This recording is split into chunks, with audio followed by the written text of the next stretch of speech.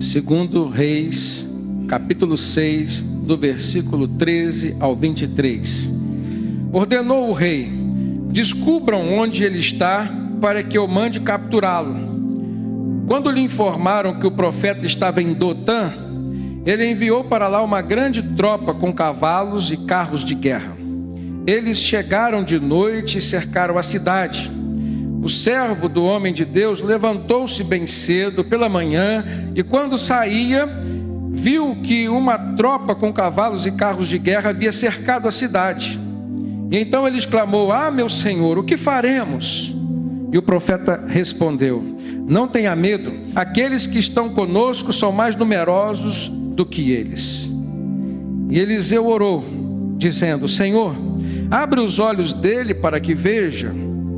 Então o Senhor abriu os olhos do rapaz, que olhou e viu as colinas cheias de cavalos e carros de fogo ao redor de Eliseu.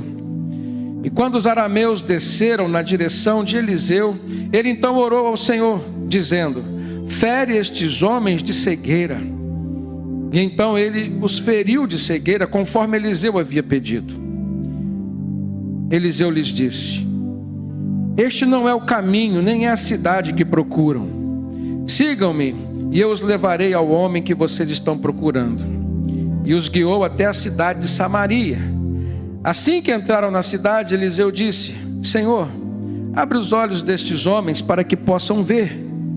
E então o Senhor abriu-lhes os olhos, e eles viram que estavam dentro de Samaria. Quando o rei de Israel os viu, perguntou a Eliseu: devo matá-los, meu pai? Devo matá-los? Ele respondeu: não. O rei costuma matar prisioneiros que captura com a espada e o arco. Ordena que lhes sirvam comida e bebida e deixem que voltem ao seu senhor. E então o rei preparou-lhes um grande banquete e, terminando eles de comer e beber, mandou-os de volta para o seu senhor. E assim as tropas da Síria pararam de invadir o território de Israel. E houve paz. Pelo que os irmãos perceberam, esse texto é o desenrolar de uma narrativa acontecida não só na vida do profeta, mas havia outras pessoas envolvidas nessa história. Havia o seu servo, o jovem ajudante, provavelmente Geazi. O texto aqui não diz quem era, mas o contexto nos mostra que Eliseu tinha a ajuda de Geazi, um jovem da escola de profetas e que queria ser profeta também. Sempre o acompanhava. É bom dizer que Geazi nem sempre foi um exemplo de um bom crente. Embora se esforçasse e quisesse ter a unção de Eliseu, quisesse ter as experiências que Eliseu tinha, muitas vezes ele foi exortado, muitas vezes foi repreendido, até mesmo diretamente pelo próprio Senhor, pela sua maneira ainda distorcida de ver as coisas, de agir diante das circunstâncias, pelos seus próprios valores, às vezes muito materialista. Geazi precisou ser muito trabalhado nesse processo que nós chamamos de santificação, no qual Deus nos prepara para estarmos mais próximos dele.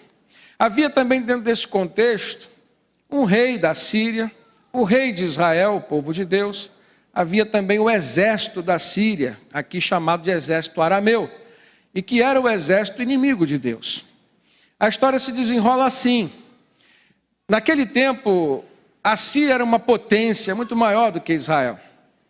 E eles planejavam ataques, planejavam emboscadas e nunca conseguiam pegar o exército de Deus, o exército de Israel. Num determinado dia, o rei da Síria chamou seus generais, seus oficiais, os inquiriu acerca da possibilidade de que ali havia um traidor, um delator, alguém que estava contando para o rei de Israel o que estava acontecendo ali a nível de planejamento. Porque todas as vezes que ele armava uma emboscada, Israel nunca caía. Então alguém se levantou e disse: olha, meu senhor, não se trata de um traidor entre nós, mas se trata de um homem de Deus chamado Eliseu, que está lá em Israel, e tudo que a gente combina aqui tramando contra Israel, o Deus dele fala para Eliseu e Eliseu conta para o seu rei. E eles fogem das situações que nós planejamos. Então, a partir do versículo 13 que nós começamos a ler, o rei diz: vai então buscar esse homem. Então armou-se uma tropa com muitos carros, cavalos, O exército foi e cercou onde estava Eliseu, acompanhado do seu servo. Isso aconteceu pela noite, de forma que foi uma surpresa pela manhã, quando o ajudante de Eliseu saiu e se deparou com aquele grande exército cercando a cidade de Dotã. Ele se desesperou, ele achou que algo muito trágico fosse acontecer, e ele perguntou para o seu senhor: o que vamos fazer? Eu queria trazer essa experiência para que nós possamos, nesse momento, analisar e fazer uma correlação com as experiências que nós temos vivido hoje. Até mesmo diante das circunstâncias que o nosso país tem passado. Até mesmo diante das circunstâncias que a sociedade tem vivido. Os lares têm sofrido. As igrejas têm experimentado, ou a nível individual, cada pessoa tem passado por experiências que podem, na verdade, à luz desse texto, serem tratadas. Porque, apesar de a nação de Israel estar envolvida dentro desse processo, tendo uma nação perseguidora como a Síria, foi a partir de um homem chamado Eliseu que as coisas mudaram. Mudaram tanto dentro de Israel como nação de Deus, como na Síria. A experiência que eles tiveram, mediante aquele encontro e a manifestação da graça de Deus através da vida de Eliseu, fez com que eles mudassem o seu comportamento. E, na verdade, irmãos, o que demonstra a nós se temos ou não uma vida bem-sucedida, não é aquilo que nós conquistamos de bens materiais, não é aquilo que nós conquistamos a nível de títulos, não é aquilo que nós temos, é aquilo que nós vivemos no nosso dia a dia, são os nossos valores. Isso é o que vai determinar se nós somos pessoas bem-sucedidas ou não. O que garante o nosso sucesso é estarmos no centro da vontade de Deus, independentemente de onde seja o centro da vontade de Deus. A respeito disso, nós podemos trazer o exemplo de Jesus, o homem mais bem-sucedido na face da terra.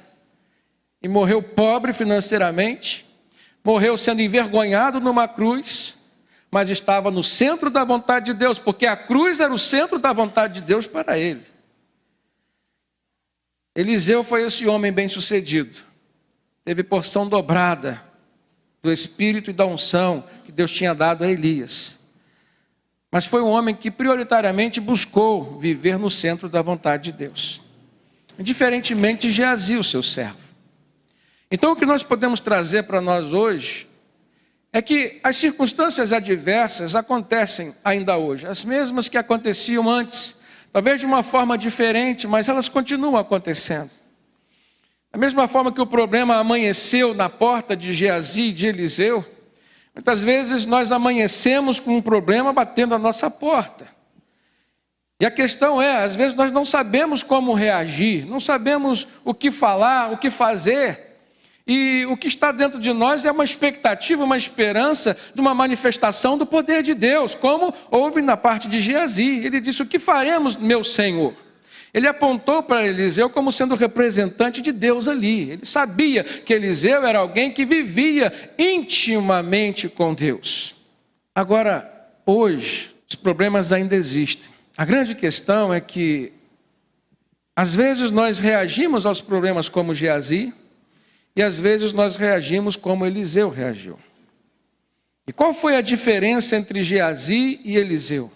A diferença entre as duas reações.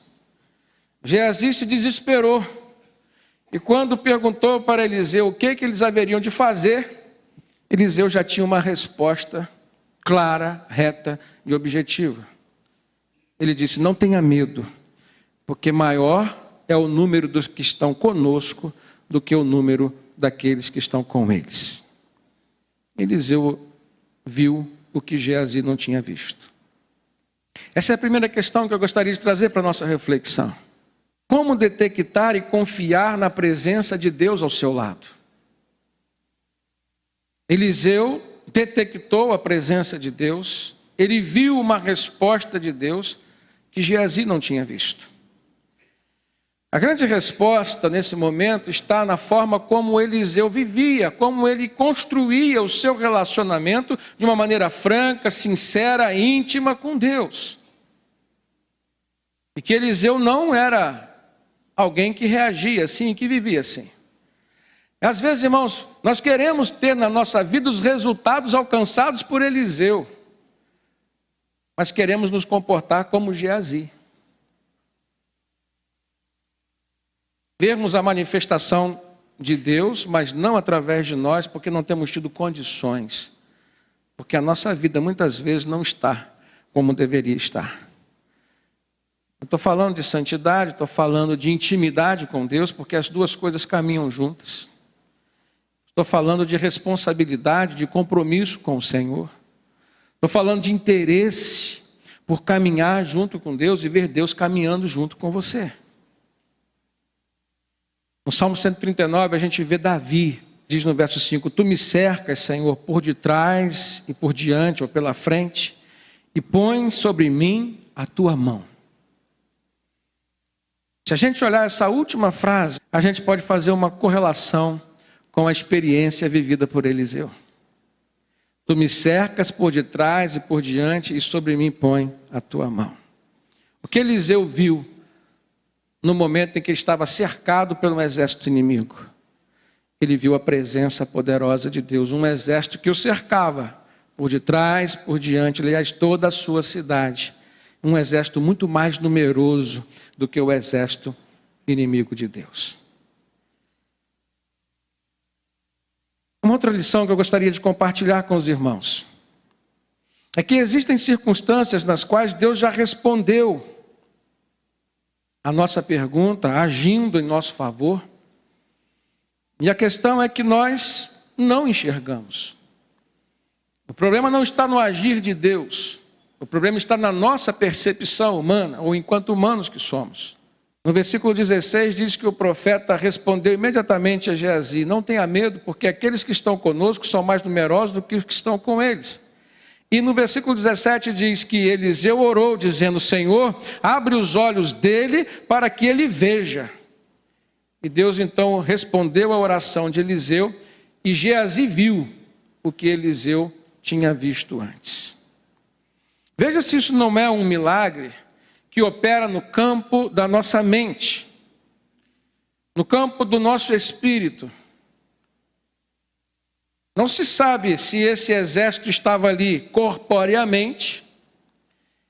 É bem provável que não estava corporeamente. Os inimigos não viram o exército de Deus. Esse exército foi mostrado aos homens de Deus, a Geazi e a Eliseu, para que eles não tivessem medo daquela situação. Tanto é que o texto diz que o exército inimigo veio em direção à casa onde estava Geazi e Eliseu. Eles não foram lutar, eles não viram aqueles soldados que Eliseu e que Geazi viram.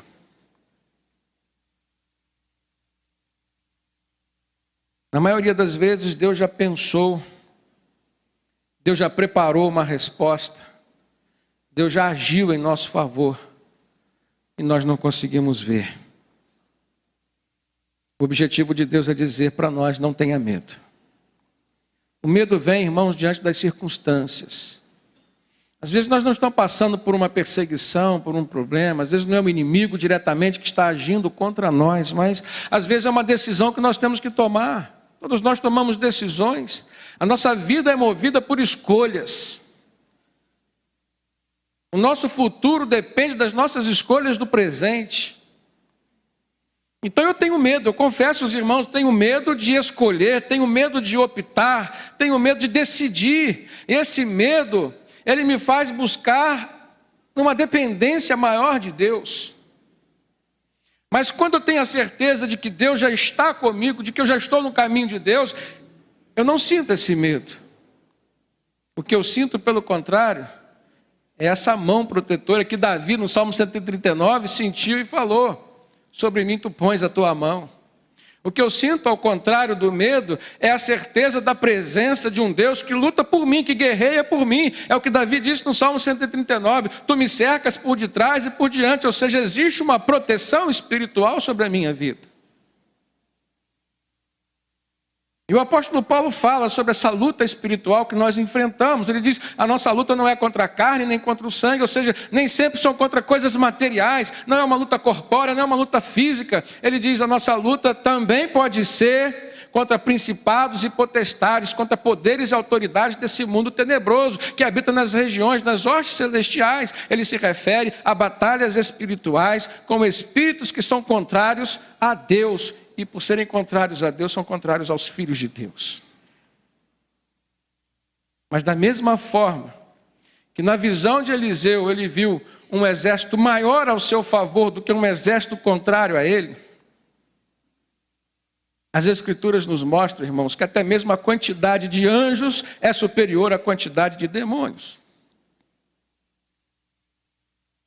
Apocalipse 12, versículo 4, você tem claramente a indicação de que quando Lúcifer foi expulso da presença de Deus, ele levou consigo somente 1/3 dos anjos que foram decaídos. Então você pode dizer hoje, diante das lutas, até mesmo aquelas que são espirituais, maior é o número que está ao seu lado do que o número que está contra você, amém? Isto te traz uma certeza, uma segurança da presença favorável de Deus na sua vida. Então a primeira resposta de Eliseu para Geazi foi: não tenha medo. E em seguida ele deu essa explicação: aqueles que estão conosco são mais numerosos do que eles. O que eu aprendo aqui é que nós precisamos ter os olhos abertos, irmãos, para enxergar os sinais de Deus.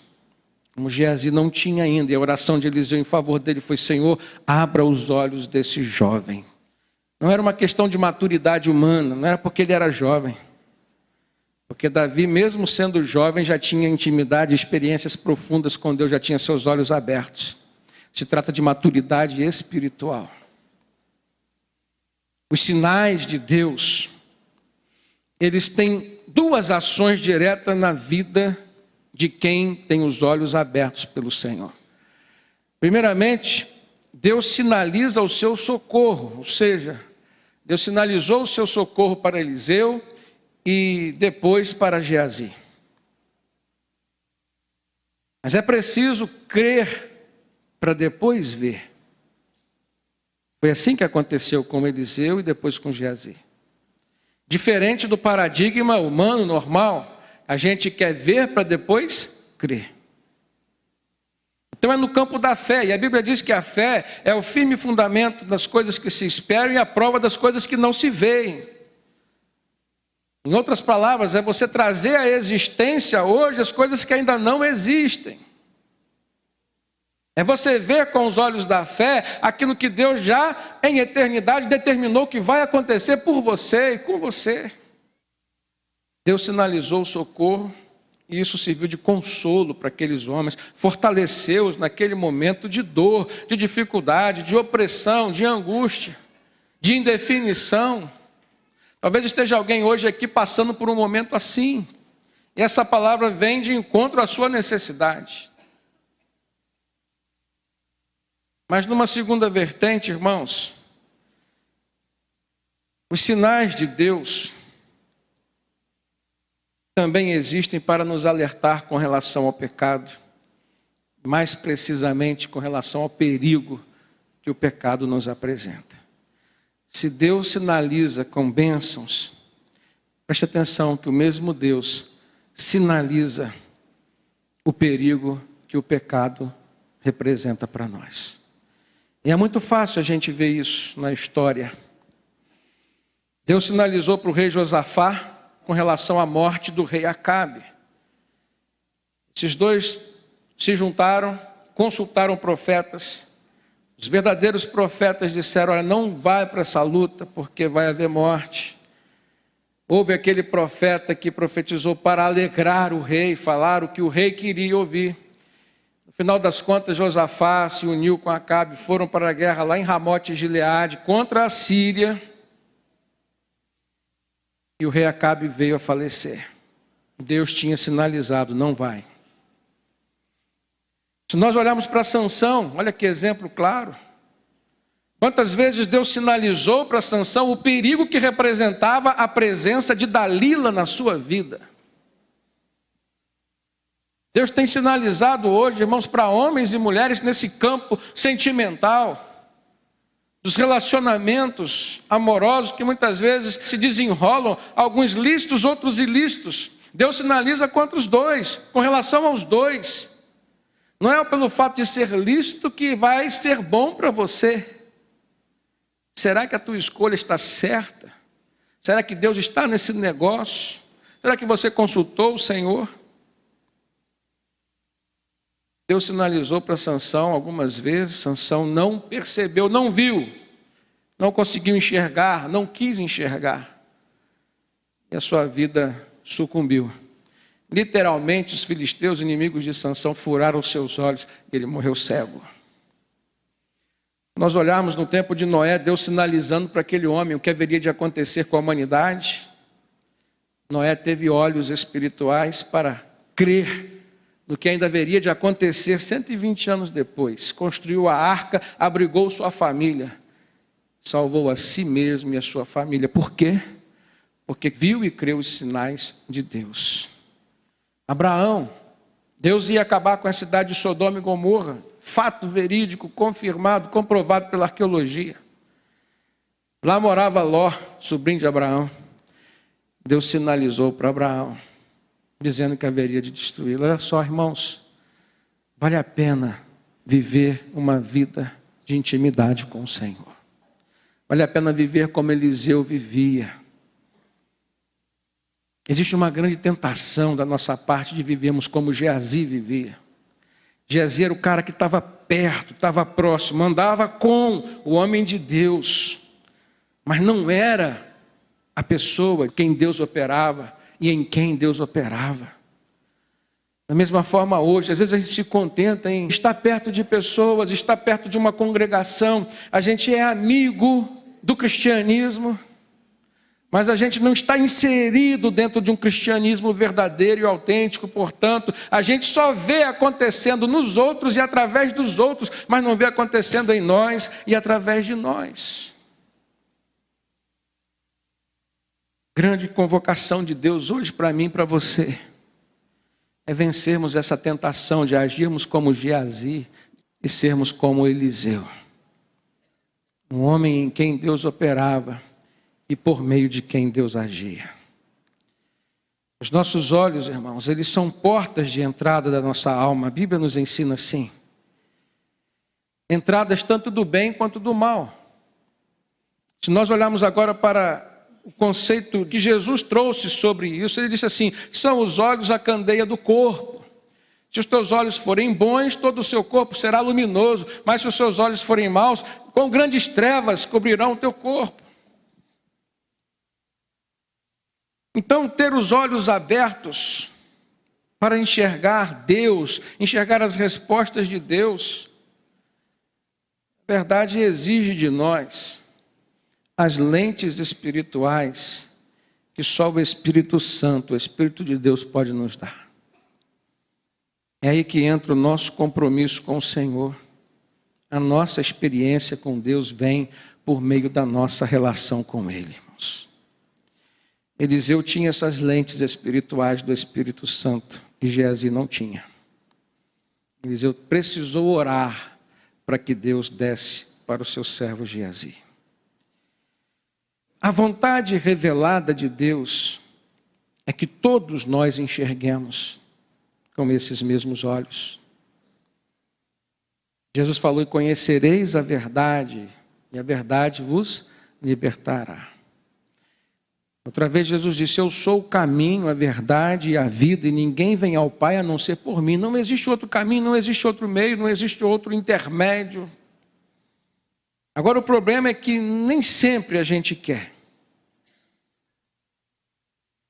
Nem sempre a gente permite que Deus opere na nossa visão, nos fazendo enxergar a direção que Ele aponta, nos fazendo enxergar os princípios que Ele tem para nortear as nossas decisões. E infelizmente há casos em que Deus tem que contrariar a sua própria vontade e fechar os nossos olhos para a partir daí começar a abri-los novamente. Veja só, é um processo de desconstrução do que já existe. para a construção de algo novo. Veja se não foi isso que aconteceu na vida do exército inimigo. Foi justamente o contrário do que aconteceu com Geazi. Para Geazi, Eliseu pediu: Senhor, abra os olhos. E para o exército inimigo, Eliseu orou dizendo: Senhor, segue os olhos de todos eles. E o milagre está aí. Todos ficaram cegos imediatamente. E eu fico pensando, talvez alguém leia esse texto e fique imaginando que Eliseu era alguém vingativo, de que Eliseu orou rogando praga sobre os outros. Isso não é oração, irmãos. Quando você ora pedindo mal para o outro, isso não é oração. Mas havia um propósito maior que às vezes a gente não alcança. Se a gente não lê o texto todo, se a gente não chegar ao final da história. Quando todos ficaram cegos, só lhes restava uma opção: acreditar naquele homem que disse: olha, vocês vieram na casa errada procurar a pessoa errada, e eu vou levar vocês lá. Por que eles vieram na casa errada procurando a pessoa errada? A causa deles era política, era uma causa econômica. Eliseu era um homem de Deus, ele era um profeta. Se fosse uma questão espiritual, Eliseu estava ali, a casa era a casa certa, o homem era o homem certo. E como todo aquele exército estava cego, eles se permitiram ser guiados por quem eles tinham como seu próprio inimigo. E Eliseu os levou até a cidade de Samaria, que era a capital de Israel do norte. Lá estava o rei, lá estava o grande exército de Deus. E quando eles entraram lá, a prova de que Eliseu não rogou praga na sua oração foi que imediatamente Eliseu orou: Senhor, restaura a visão destes homens. Quando eles abriram os olhos, estavam diante da cidade, dentro da cidade, diante do rei. E aí? O que você, na pessoa de algum daqueles soldados, poderia imaginar naquele momento? Chegou o meu fim, vou morrer. E foi essa a intenção, a motivação do rei. Ele olhou para o profeta Eliseu e falou assim: devo matá-lo, meu pai? Se referindo ao profeta como pai. Insistiu uma segunda vez: devo matá-lo? Como alguém que estava com sede de justiça, de fazer justiça com as suas próprias mãos. Se trouxéssemos isso para os dias de hoje, como alguns crentes dizem assim: agora é a vez de Deus agir na vida do meu inimigo. Não é assim, irmãos, que acontece.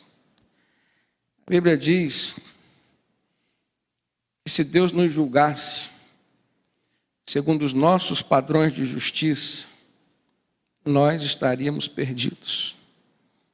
Porque a justiça humana é falha. A justiça de Deus é permeada de misericórdia, de graça. E o que aconteceu naquele dia, quando o exército inimigo chegou dentro de Samaria, capital de Israel, povo de Deus, foi o conhecimento de algo que eles ainda não tinham conhecido, não tinha sido revelado a eles. Porque no momento em que o rei pediu morte, o homem de Deus disse: não, eu quero vida. Ordena que sirvam comida, bebida, para todos esses homens, que são os nossos inimigos até hoje. O rei obedeceu o profeta, ofereceu um grande banquete e depois os liberou para que pudessem ir. Deu um salvo-conduto para eles, para que eles pudessem voltar para sua casa. E qual foi a consequência dessa ação, dessa atitude misericordiosa, da manifestação da graça de Deus? E nós estamos olhando para o Antigo Testamento. O texto diz que a Síria deixou de perseguir Israel e de tentar e de invadir os seus territórios. Ou seja, houve paz, houve harmonia, a guerra acabou. O que a gente aprende com esse final dessa história, irmãos? Se a gente agir como Eliseu agiu, por mais difícil que seja a circunstância com a qual nós estamos lidando, por mais poderoso que seja o nosso inimigo, eles não vão resistir ao poder da graça de Jesus na sua vida. Talvez você esteja hoje vivendo um problema turbulento dentro do seu lar. Você precisa agir conforme a graça de Cristo. Você precisa ficar calado no tempo de ficar calado. Você precisa falar no tempo de falar. Você precisa falar aquilo que é para falar, autorizado pelo Deus que te dá a fala. Submisso a esse Deus. Quando a gente vê o final dessa história, e a gente olha para o Sermão do Monte, onde Jesus disse: vocês ouviram o que foi dito? Na lei está escrito olho por olho, dente por dente. Lei do talião. Mas eu, porém, lhes digo. Aí Jesus reinterpreta a lei dizendo: não resistam ao perverso. Se alguém ferir na tua face direita, ofereça a outra face. Veja se não foi isso que Eliseu fez. Vieram para matá-lo. Ele ofereceu um banquete. E tendo a oportunidade de ver seus inimigos mortos, ele ofereceu uma segunda chance. Isso é perdão. Perdão é algo que tem um poder incomensurável, irmãos. Perdão leva à restauração. E aquilo que aconteceu lá em Israel, especificamente em Samaria, pode acontecer hoje na sua vida, no seu coração, dentro da sua casa. Use os princípios de Deus, da graça de Deus. Exerça o perdão sobre o seu irmão, sobre o seu esposo, sobre a sua esposa, sobre os seus filhos. E o que você vai ver é um final como esse, um final de paz, de harmonia.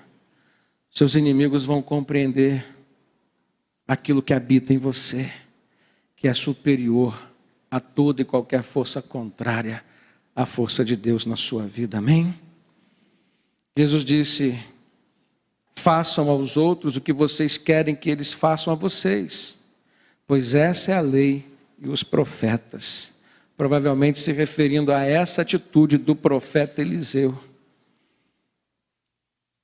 Ele queria a paz, então ele ofereceu a paz. Quantas vezes nós estamos perdendo, irmãos, tempo de uma vida preciosa como essa que Deus nos deu, guardando mágoa, rancor no coração, rejeitando o sorriso de um irmão. Permita Deus trabalhar no seu coração. Permita Deus desconstruir a tua visão antiga e restaurar uma nova visão segundo as lentes do Espírito Santo na sua vida. Você vai ver como é maravilhoso sentir o poder de Deus dentro de você. O apóstolo Paulo, na carta aos Romanos, no capítulo 12, ele diz: não retribuam a ninguém mal por mal. Procurem fazer o que é correto aos olhos de todos. Façam todo o possível para viver em paz com todos. E ele conclui dizendo: amados, nunca procurem vingar-se, mas deixem com Deus a ira, pois está escrito: minha é a vingança, eu retribuirei, diz o Senhor.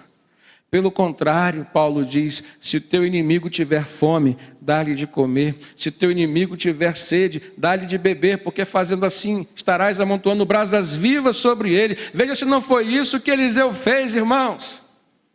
Deu de comer, deu de beber aos seus inimigos. E Deus operou um milagre naquele tempo, não só na vida de Eliseu, na vida do rei de Israel, na vida do rei da Síria, na vida de uma nação. A gente tem visto a nossa nação hoje sofrendo tanto, irmãos.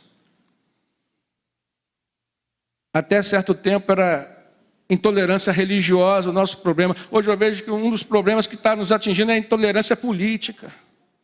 A vontade de Deus é mudar a nossa visão e fazer de nós um povo santo e abençoado.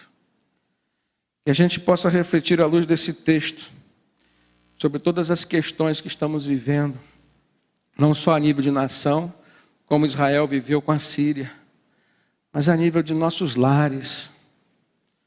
Quantos casamentos desfeitos, quantos lares destruídos.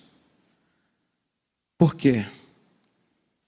Porque a visão de Deus não está operando sobre a visão dos homens. Permita que Deus haja na sua vida. Eu tenho certeza que algo novo e maravilhoso vai acontecer. Amém?